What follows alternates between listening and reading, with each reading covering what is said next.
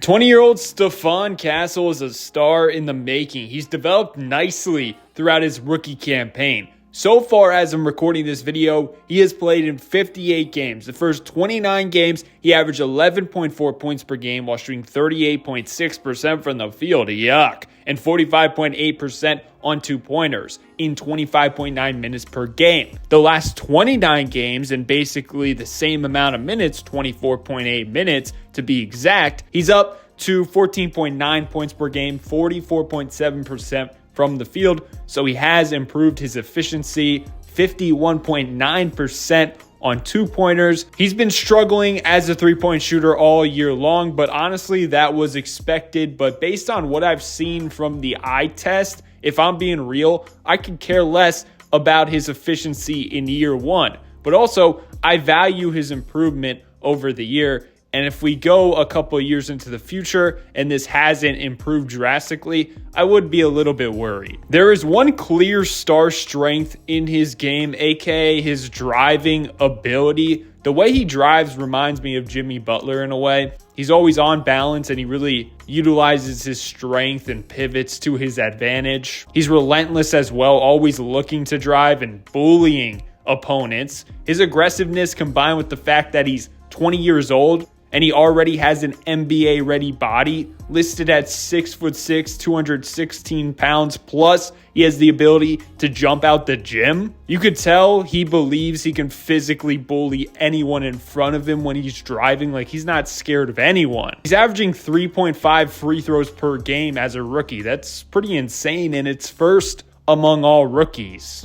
Versus the Pistons, we just see he's too strong. Driving against 6'7" Simone Fontecchio. He creates that contact with his offhand, stops on a dime pump fake, seeks more contact, and goes through it while getting the foul call. You just witnessed a very physical drive. Then versus the Nuggets, he revealed another way he gets to the rim. Look at this wicked between. Stutter move into a quick crossover. Handle is clean and he's too quick, easy finish. And now combining both of those elements versus the Magic, he's going up against a center. So he has the speed advantage. Stop on a dime, between has Wendell Carter Jr. twerking. Wicked crossover again into contact and traffic. Castle goes through it all like an NFL running back and one. He has grown man strength at 20 years old. 37% of his shots have come in the restricted area. That's his favorite spot on the court when he's scoring. 241 attempts in that area over the season in total, and he's shooting 63.5%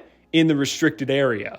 He's playing the most impactful basketball of his rookie season, the last 3 games versus elite competition, aka Houston, Memphis, and Oklahoma City. 22 points and 5 assists versus the Rockets. 24 points and 7 assists versus the Grizzlies. And then 32 points versus the best defense in the league. Over this 3-game stretch against the top teams in the Western Conference, the Spurs have a +7 net rating with him on the floor in 94 minutes. Meanwhile, the other 50 minutes he has been off the court, the Spurs have a disgusting negative 36.5 net rating. One reason I believe in his jumper getting better over his career is you can tell he already has belief and confidence. He's taken 4 threes a game, shooting 28% over the season. Most rookies would look at that and dial it back a bit. Meanwhile, Castle got that Russell Westbrook I could care less mentality gene,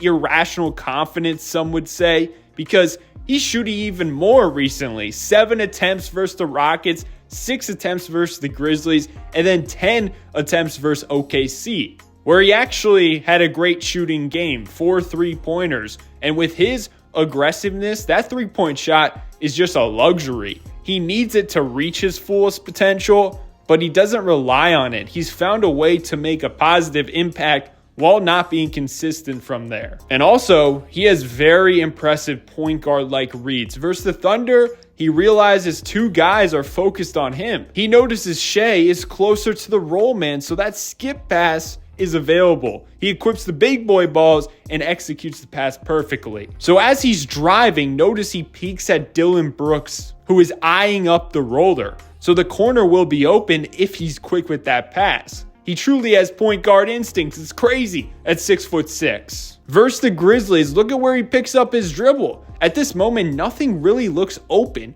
but he saw both Aldama and Wells step in the paint, so he's willing to risk a cross-court pass. Even more impressive considering he had to go airborne just to get the pass over the giant Zach Edey.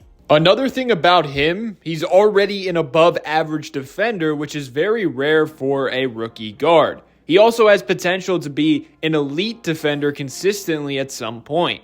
Point Made B-Ball posted, Steph Castle is already 7th in the league in matchup difficulty, which means among eligible players, he's had the 7th most difficult defensive assignments in the NBA. That's a testament to his defensive prowess and hints at a high ceiling. The beauty about him is he can guard pretty much any position on that end of the floor, so he can match up with the best of the best no matter where they are.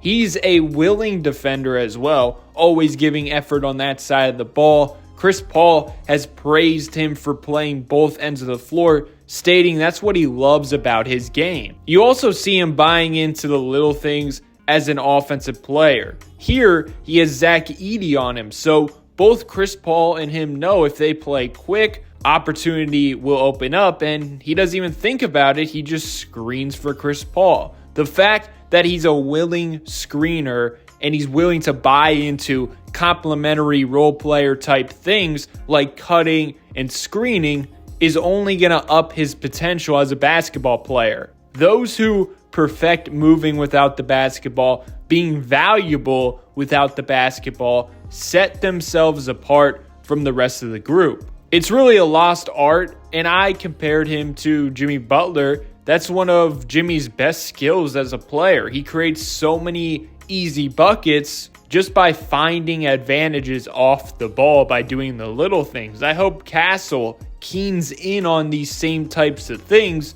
because it will take him to another level. And look at this, NBA University just posted most effective 5-man lineups based on net rating with a minimum of 350 possessions. And the lineup of Chris Paul, Castle, Champagnie, Harrison Barnes, and of course Wemby are ranked 6th in the NBA with a plus 12.3 net rating.